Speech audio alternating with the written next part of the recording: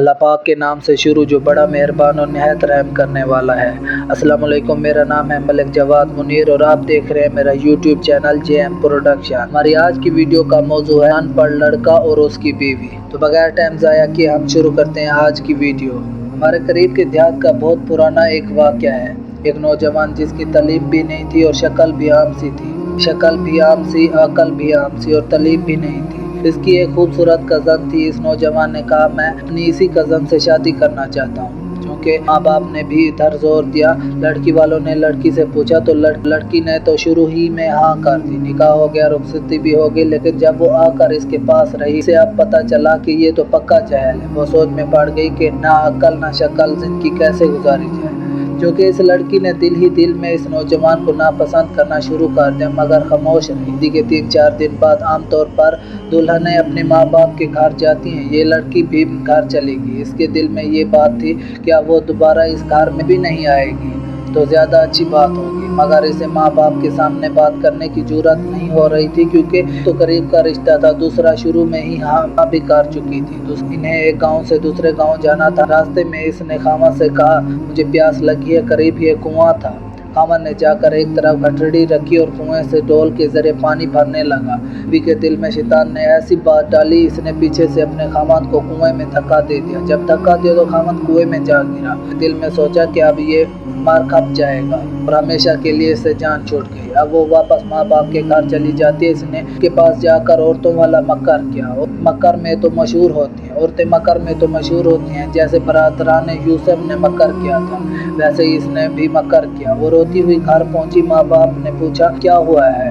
اس نے جواب دیا خامد مجھے بٹھا کر کہیں چلا گیا ہے، میں اتنی دیر تک اس کا انتظار کرتی رہی، میں اکیلی تھی، مجھے ڈر لگنے لگا کوئی غیر مرد آ جاتا تو میرا کیا ہوتا، مجھے جان کا خطرہ تھا، عزت کا بھی خطرہ تھا، وہ تو بڑا بے پرواہ آدمی ہے، اس لیے میں واپس آ گئی ہوں۔ سن کر ماں باپ کو بھی بڑا غصہ آیا، اس نے ہماری بیٹی کو اس طرح لاوارث چھوڑا، خود کہیں چلا گیا، یہ ایسا بے وقوف انسان ہے۔ اب ادھر کی بات سنیں، جب خامد پانی میں گرا تو جان بچانے کے لیے اس نے ہاتھ پاؤں مارے۔ اس کا ہاتھ اس رسی پر پڑ گیا جس کے ساتھ ڈول بندھی ہوئی تھی۔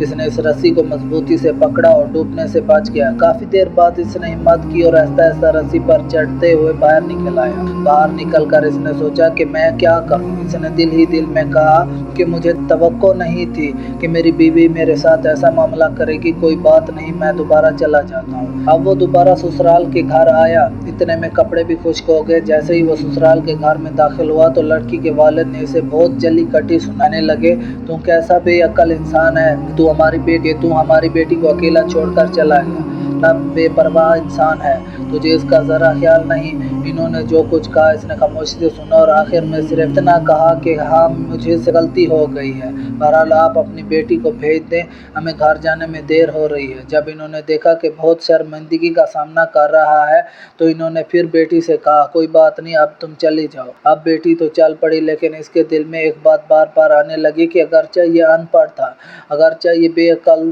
تھا، اگرچہ اس کی شکل معمولی سی تھی، مگر اس نے میرے ماں باپ کے سامنے میرا عیب تو چھپا رکھا۔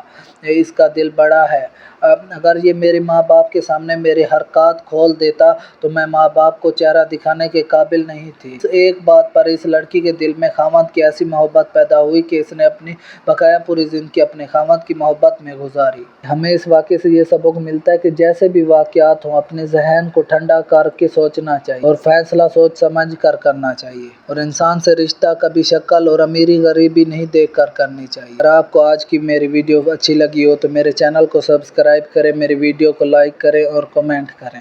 مزید ایسی ویڈیو کے لیے میرے چینل کو سبسکرائب کریں، گھنٹی کے بٹن کو دبائیں۔